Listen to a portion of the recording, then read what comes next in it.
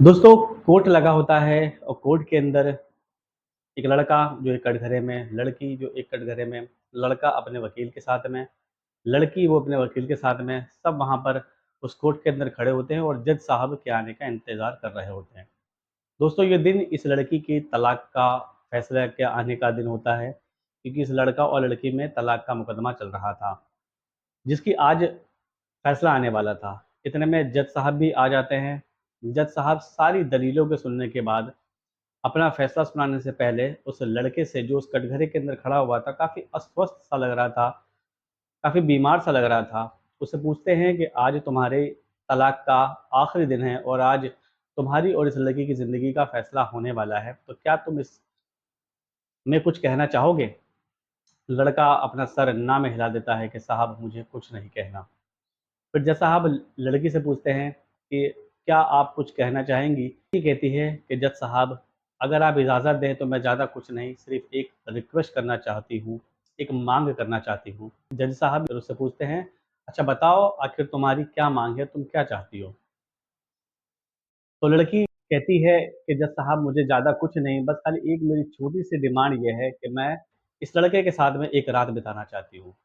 दोस्तों, इतना कहते ही उस कोर्ट के अंदर जितने लोग थे, जितने वकील वगैरह थे, वो सब हैरान हो जाते हैं, हक्का-बक्का होके सब के सब एक साथ इस लड़की की तरफ देखते हैं। जज साहब भी ये बात सुनकर हैरान रह जाते हैं, लेकिन जज साहब फिर भी उसकी बात को मानकर कहते हैं, अच्छा ठीक है, तुम्हारी अगर यही चाहत है, तो तुम्हें एक रात के लिए इस लड़के के साथ में वक़्त बिताने के लिए समय दिया जाता है। और इस तरह से उसको एक रात बिताने का वक़्त इस लड़के के साथ में मिल जाता है। तो लड़की आगे कहती है, जज साहब मेरी एक डिमांड और है कि मैं इस लड़के के साथ जो वक़्त बिताऊँगी, ना वो इसका घर होगा, ना वो मेरा घर होगा। हम दोनों कहीं और वक़्त बिताएँगे।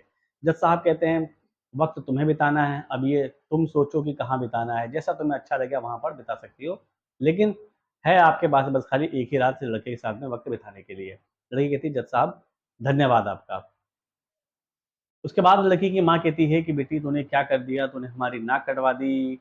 हम तो पूरी तलाक की तैयारी के साथ में तेरे यहाँ पर आए थे और तूने कैसी बात यहाँ पर रख दी जिससे हमारी इतनी समाज के अंदर बेइज़्ज़ती अब होगी। लड़की को इस बात की कोई परवाह नहीं थी। बस वो ये चाह रही थी मैं किस तरह इस लड़के के साथ में थोड़ा समय बिता लूँ। वो अपनी माँ को मना कर देती है और ये कहती है कि मैंने जो फ़ैसला लिया है वो बहुत सही फ़ैसला लिया है। लड़के के पास में जाती है और लड़के से कहती है कि मैं शाम में आपको कॉल करूँगी, जहाँ पर मैं आपको बुलाऊँ वहाँ पर आप आ जाना। लड़का हाँ में सर हिला देता है। लड़की जाती है, बहुत तलाश करती है और तलाश करने के बाद एक बहुत अच्छा-सा 5 स्टार होटल वो देखती है और वहाँ पर एक कमरा बुक करती है। उसके बाद इस लड़के को फ़ोन करती है और उस होटल का जगह बताती है और कहती है कि आप शाम के 7 बजे तक यहाँ पर आ जाइए। लड़का जो इंतज़ार में था कि कब इसका फ़ोन आता है और फ़ोन आते ही वो तय समय के अनुसार वहाँ उस होटल के अंदर 7 बजे पहुँच जाता है। लड़का पहले पहुँच जाता है, लड़की आने में थोड़ा वक़्त लगाती है। लेकिन जब लड़की आती है तो पूरी तैयार होकर आती है और ऐसी आती है कि जैसे नई-नवेली दुल्हन हो। लड़का उस लड़की को लेकर जो रूम होता है उसके अंदर चला जाता है, दोनों वहाँ पर बैठते हैं और उसके बाद फिर लड़की उससे पूछती है कि देखो हमारी शादी के इतने साल हो गए लेकिन कभी हमारे बीच में ऐसी कोई बात नहीं हो पाई, ऐसी कभी कोई बात नहीं बन पाई। आज की रात तुम्हारी और मेरी रात है, हम दोनों के बीच में कोई नहीं आने वाला। तो जो तुम्हारा मन वो मुझसे बोल सकते हो, जो तुम्हारा मन वो मेरे साथ तुम कर सकते हो। लड़का कहता है मुझे कुछ नहीं बोलना, जो भी करना है तुम बताओ कि तुम्हें क्या बात करनी है। लड़की कहती है कि सबसे पहले तो मुझे आप ये बताओ कि इस केस को लेकर तुम कोर्ट में मौजूद होते थे, वहाँ मैंने तुम्हें अस्वस्थ ही देखा है। और आज भी कोर्ट के अंदर मैं तुम्हें अस्वस्थ ही देख रही थी, आखिर इसकी क्या वजह है? लड़का कहता है छोड़ो, इस बात को छोड़ो कि मैं क्यों बीमार हूँ, आप कोई दूसरी बात करो। वो लड़की कहती है नहीं, नहीं मुझे बताओ और ये भी बताओ कि घर के अंदर जो तुम्हारे माँ-बाप हैं वो कैसे हैं, वो ठीक हैं या क्या हुआ? तो लड़का कहता है जब से तुम मेरा घर छोड़कर आई हो, अपनी माँ के यहाँ पर गई हो, तब से मेरे माँ-बाप बड़े ही उदास से रहने लगे हैं, बड़े ही तुम्हें याद करते हैं कि मेरी बहू बहुत अच्छी थी और हमेशा तुम्हें याद करके वो रोते रहते हैं। ये बात सुनकर लड़की बड़ी ही उदास हो जाती है और बड़ी सोचने पर लगती है और बोलती है कि तुमने ये बात मुझे पहले क्यों नहीं बताया? तो लड़का कहता है ये बात तुमने मुझे बताने का मौका ही कब दिया कि मैं तुम्हें अपने माँ-बाप के बारे में बताता। तुम तो जब भी बात करो तुम अपनी ही बात किया करती थी। तुम्हारी माँ हमेशा कहाँ बात ज़्यादा करने देती थी तुमसे।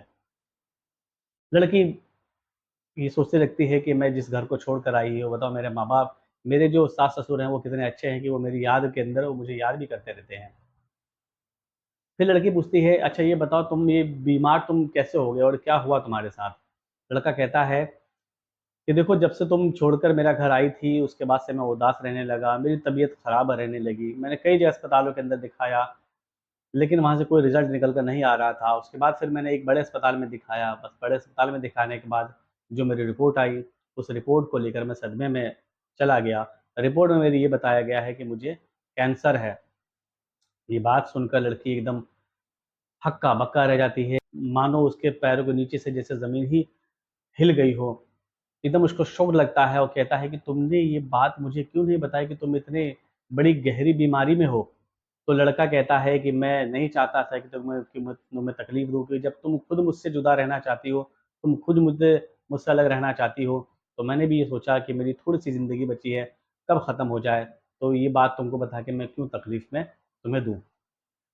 लड़की ये बात सुनकर बहुत ही रोने लगती है और बड़ी अपने ऊपर पछताती है कि जिस लड़के के साथ में मैंने 7 फेरे लिए थे, जिस लड़के के साथ में मैंने जीने-मरने की कस्में खाई थी, उस लड़के को मैंने कहाँ और किस बीमारी के अंदर छोड़कर उसको अपने घर में मैं अपने माँ-बाप के साथ में मैं रह रही थी। बड़ी अपनी इस बात पर, बड़ी अपनी सोच पर रोने लगती है। लड़की लड़के से कहती है कि जो कुछ भी हुआ मुझे उसके लिए माफ़ कर दो और उसका पैर पकड़ के रोने लगती है और उससे कहती है कि मुझसे जो गलती हुई जी मुझे माफ़ कर दो, आज के बाद से मैं तुम्हें कभी छोड़कर नहीं जाऊँगी। दुनिया में ऐसी कोई बीमारी नहीं है जो लाइलाज हो। इस बीमारी का भी कहीं न कहीं कुछ न कुछ इलाज मिलेगा। इतना कहकर वो लड़के से गले लिपट कर रोने लगती है। लड़का भी उससे गले लिपट कर रोने लगता है। इतने में सुबह हो जाती है, दोनों उस होटल से निकलते हैं और जो लड़की होती है वो पूरी तफ्तीश करती है, पूरी आस-पास से पूछती है कि इस बीमारी के लिए ऐसी कौन-सा जगह है जहाँ पे ये ठीक हो सके। तो कहीं से पता लगता है कि उत्तराखंड के अंदर एक वैद्य जी हैं जो इस बीमारी का इलाज करते हैं। लड़की तुरंत जो अपने उसके गहने वगैरह होते हैं उन सबको गिरवी रखती है और गिरवी रखने के बाद अपने इस पति को लेकर अगले दिन ही उत्तराखंड उस वैद्य के पास में पहुँच जाती है, जहाँ बहुत लंबी लाइन लगी हुई होती है।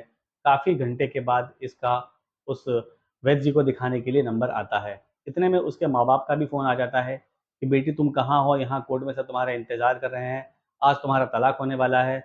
बेटी उसकी बात को सुनकर बड़ा गुस्सा होती है और उससे कहती है कि माँ अगर तुम मुझे समझाती रहती तो शायद आज ये तलाक की नौबत भी नहीं आती। लेकिन तुमने मुझे कभी समझाने की कोशिश नहीं करी। तुमने हमेशा ये कहा कि तुम्हारी यहाँ से शादी छुड़वा कर किसी अच्छे घराने के अंदर मैं कर दूँगी। इसलिए मैं आज से तुम्हारी बेटी नहीं हूँ और मैं अपने पति के साथ भी हमेशा रहूँगी। इतना कह के वह फ़ोन काट देती है। वैद्य जी आते हैं, वैद्य जी उसको देखते हैं और कहते हैं कि बेटा इसको तुम बहुत अच्छे समय पर मेरे पास में लेकर आ गई हो, लेकिन इसकी दवाई 6-7 महीना चलेगी और उसके बाद ये लड़का बिल्कुल ठीक हो जाएगा। ये बात सुनकर जो लड़की होती है बहुत खुश हो जाती है और वैद्य जी का बड़ा ही धन्यवाद कहती है। दोस्तों इस लड़की का नाम होता है मीरा। तो मीरा जो होती है वो दवाई लेकर अपने पति को के साथ में वापस अपने जो उसका ससुराल होता है वो वहाँ पर चली जाती है और वहीं पर रहकर अपने पति की तन, मन, धन से सेवा करने लगती है। दोस्तों उसकी सेवा ऐसे रंग लेकर आती है कि 7-8 महीने के बाद इसकी जो बीमारी है वो धीरे-धीरे, धीरे-धीरे खत्म होने स्टार्ट कर देती है। दोस्तों जब इस बात की चर्चा उस मोहल्ले में, उस क्षेत्र में काफ़ी होने लगती है, तो सभी के सभी लोग जो ये सुनते हैं कि भई जिस लड़की का तलाक होने वाला था, उसने तलाक के दिन इतना बड़ा फ़ैसला लिया, जिस फ़ैसले की वजह से इस लड़की की ज़िंदगी बच गई और इन दोनों का घर उजड़ने से बच गया। अब ये दोनों साथ में रह रहे हैं। तो सभी लोग इस मीरा की बड़ी ही तारीफ़ करते हैं। दोस्तों इस कहानी का मकसद किसी का दिल दुखाना नहीं, सिर्फ़ और सिर्फ़ समाज के अंदर जागरूकता पैदा करना है। दोस्तों मीरा ने अपने पति के साथ में जो किया, उसको लेकर आपकी क्या राय है? कमेंट कर ज़रूर बताइएगा। इस वीडियो में इतना ही, मिलते हैं अगली वीडियो में अगली नई कहानी के साथ। तब तक के लिए इस चैनल को ज़रूर सब्सक्राइब करते हुए चलें।